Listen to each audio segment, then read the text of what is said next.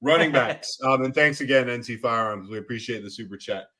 It warms my heart to see that you're higher on David Montgomery because he is on my team and I'm bringing him back this week. So I like that you like him so much. He's going at the Chargers. You like him all the way up at RB 8, 9 spots above the experts. Talk about it. Yeah, I mean, his full games this year, 13, 12, 33, and 20 points. His last two full outings with the running back 2 and running back 5. Now, I get it. That was before the Jahmyr Gibbs explosion, and I understand the whole you can't put the toothpaste back in the tooth, the tube here at this Whatever point. the expression is, whatever that expression is, it applies to Jahmyr Gibbs. He really did flash. He was one of the best players on the field, and they're not going to just let him go away. But Dan Campbell, one of the most honest guys in terms of how he's going to break down his workload, said, we also know what David Montgomery brings to the table, and we know how to use these guys. And certainly, at minimum, he's been an absolute touchdown monster. In all his full games, he scored at least 1 touchdown. He had that 3-touchdown day, his first game back from injury. So he had the bye week. He had multiple weeks to rest. I imagine that he's going to be 100% healthy at this point, David Montgomery. The Chargers, certainly much more of a pass funnel. I understand that too. Top 3 in terms of points allowed to quarterbacks and wide receivers. And then they're, bottom half. Actually, 13th in terms of points allowed to running backs. And that's because they give up so many yards through the air, but then a lot of touchdowns on the ground. And that's what David Montgomery does as well as anybody. So I think a great bet for at least 1 score, maybe even 2 here. Maybe even 3, as we've seen this year for him. Yeah, sure. We're going to get probably 15 touches that go to Jahmyr Gibbs as well, but I don't think that's going to make it so that David Montgomery is still going to get his 12 to 15 touches, and especially the goal line work as well. That's awesome. All right, you also like James Cook going against Denver, RB 18. Now, I mean, it used to be anybody playing Denver was a must play anytime. But as I said to you the other day, this team that gave up 70 to the Dolphins gave up 9 to the Chiefs the other day, which makes no sense at all. So I'm interested to hear you talk through this one. Yeah, even though they've been at least better as an entire unit on defense, they've still been really, really bad against running backs. In particular, They're giving up a lot of points as receiving to running backs. And that's where James Cook, the last couple of weeks, 8 points, 6 points. But against New England, he had 46 yards and a touchdown through the air, was the running back 8 that week. And that's kind of the vibes I'm getting here against the Denver Broncos team that has given up the second most receiving points to running backs. And sure, yeah, I guess the last few weeks, they've been a little bit more stifling to backs. But I'm not really though. Breece Hall, 26.9. Isaiah Pacheco, 13 points. And then we had, Aaron Jones not really playing, and A.J. Dillon still put up 11 points. So if the slug of A.J. Dillon can get to 11 points against this team, I really think it's James Cook. Now, we'll talk about in Hail Mary, Leonard Fournette, if he's back, definitely caps the ceiling a little bit. But I think James Cook, at minimum as a receiver, they've given up a receiving touchdown every other week to running backs, and they're due. I think James Cook is going to score a receiving touchdown here. It's too good of a spot on Monday Night Football. I know he hasn't been overly thrilling right now, James Cook, especially in back-to-back weeks, but I think this is the get-right spot that he needs. All right, let's talk about lower, and this is a guy that is near and dear to my heart. You kind of got him and Montgomery reversed, basically, from the experts. Yeah. Tony Pollard against the Giants, you like him at 15. The experts still putting him all the way up at 8. They still got all this faith in Tony. Where's the production, Tony?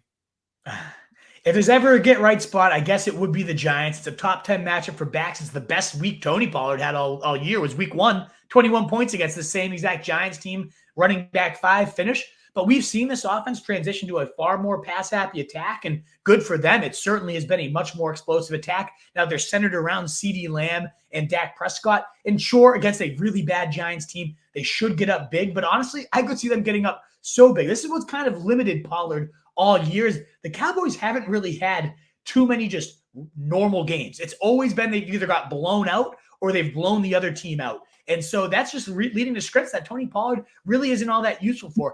And just eyeball test-wise, this is not the Tony Pollard we've known and loved with the explosiveness to take it to the house on any given play, great as a receiver. It just hasn't been there this year. He looks there's a lot of it's no scientifically proven anything of that nature, but a lot of speculation that this whole tightrope ankle surgery that a lot of players are doing so they can get back to the field quicker. A lot of people are thinking that's sapping them of their explosiveness. Cooper Kupp not really looking like Cooper Kupp necessarily this year. There's a few examples people are citing that maybe this ankle surgery that sure gets you back to the field, but are you really yourself when you get back there? There might be some credence to that. 8-6, 14, 6, and 8 points across his last 5 games. Only one double-digit day for Tony Pollard. And he has not had a top – he's ranked as the running back 8. He's only had one game inside the top 10 running backs all year. So sure, yeah, I get that he's exploited good matchups, and this is a good spot, but I'm a little bit nervous for Tony Pollard here. It's just not – I don't know. And until I see it, if I can bench Tony Pollard, I will. But at RB17, it's clearly that, you don't have to bench Tony Pollard by any means. And could he just go off? This is the spot for him to go off. If he doesn't go off this week, Truth, this is time to panic. Like, if he can't do it against the Giants, I'd be really terrified. Oh, I'm panicked. I'm panicked. Bijan Robinson going against the Cardinals, or at the Cardinals, actually. You got him at RB16. The experts actually like him at 10 for some reason, despite that weird usage. Yeah, and just to kind of cite a few guys that I have above or below him, because, again, it's not like you have to bench either of these studs. These guys I love, in particular, Bijan Robinson is a talent. There's no arguing there. This guy is a top 5 running back in the NFL in terms of just sheer ability. But I have Javonte Williams, Aaron Jones, Kenneth Walker, certainly Derrick Henry above both these guys, and all of those guys are ranked by the ECR. I have all those guys ahead of Tony Pollard and Bijan, and they are all ranked below both of them, and I just don't see it. Bijan Robinson, it really doesn't come down to him. It comes down to, of course, the villain of the NFL, Arthur Smith, the biggest bonehead that I've really ever seen. Even in the sick game, like the last 3 weeks, he's only had about 10 fantasy points per game in PPR leagues in his last 3 full games. And it's, again, down to usage. 99 snaps in the last 3 weeks for him and 32 touches compared to 72 snaps and 47 touches for Tyler Algier. This despite Bijan Robinson having 5.5 yards per touch, 5th in the NFL, compared to 3.5 for Tyler Algier, 30th. And when Arthur Smith was asked, why is he not seeing – he's got 1 red zone touch this season. Right inside the last 5 weeks, 1 rush inside the 5-yard line. And Arthur Smith was asked why, and he said Bijan's a lot more dangerous off the ball as a decoy. I don't get it. It makes no sense. We got to give jet sweeps to Jonnu Smith, but not our running back that we took at 6 overall here. Short yard, and the thing is, he's great in short yards. 5.7 yards per attempt, and when they need 3 or fewer yards to get a first down, compared to Tyler Algier, 2.3. So Bijan doubles up the yards that you need. Tyler Algier doesn't get you the first down, and yet he's seen doubled up Bijan touches in that. It's just absolutely abysmal. 23 of 60 red zone touches since week 4. He's 32nd in the NFL with those 23 red zone touches. It is just abysmal usage here. It's inexplicable. It's inexcusable. It's such a malpractice. I mean, we think about that week 1 touchdown he had where he broke like 7 tackles and got in the end zone. What justification do you have to not use this guy? I have no idea. That was a great touchdown. You know where he would have been even more dangerous? If he didn't have the ball. Way more dangerous. You're right, Drew. That's a decoy. He just can't be stopped. That's the dumbest thing I've ever heard. He's as and I've heard many dumb coach. things. It's so bad. It is just so freaking bad. Yeah, gosh. Imagine how dangerous Tyreek Hill would be without the ball. Oh, man, as dangerous as they come, yeah. So dangerous. All right, Hail Marys, you admit that it's not a great Hail Mary scene for the running backs. Obviously, Keaton Mitchell, who we've talked about a little bit, he's 48% owned. If he's around, he's your first choice. If not, Jaleel McLaughlin, 25% owned at Buffalo.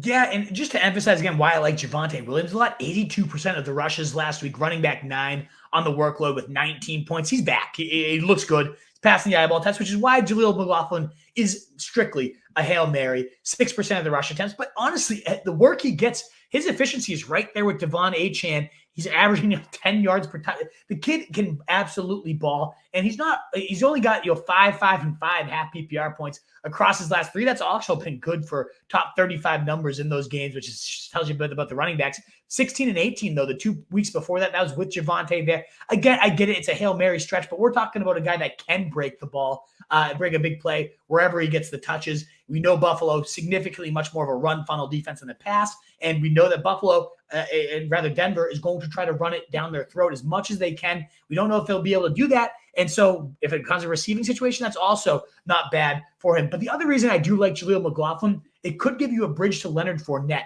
the preferred Hail Mary here. Now, we don't know if he's going to be activated. So if you're sitting here waiting for Leonard Fournette and he's not activated, well, yeah, that would absolutely blow. You'd get 0 points. But that's why I like Jaleel McLaughlin as someone that could maybe get you here. Because if Leonard Fournette plays, man, I am in love with him. Latavius Murray right now is top 25 in red zone carries. He's top 4 inside the 5 attempts, and he's been stopped on the 1-yard line and failed to score a touchdown on 4 straight 1-yard plunges. It is absolutely abysmal. And I think Lenny Fournette, we're talking about a guy that was running back 4, running back 15, 3rd and 4th in receiving yards. Even if he just gets this Latavius Murray about 40% of the snaps, 30% of the rush attempts, if he gets that role against Denver, especially at home, what a great time to get him going against the team that's the worst against running backs. Again, I like James Cook, yeah, but I wouldn't be shocked at all. And this is the week that Leonard Fournette gets activated. They have a cream puff run defense to get him acclimated with the team as well. And he plows himself to the end zone. Wouldn't shock me at all. What is up, you fantasy wolf? Thanks so much for tuning in. If you haven't already, share your thoughts in the comments, check out some more videos, and join the newest Wolfpack by subscribing below.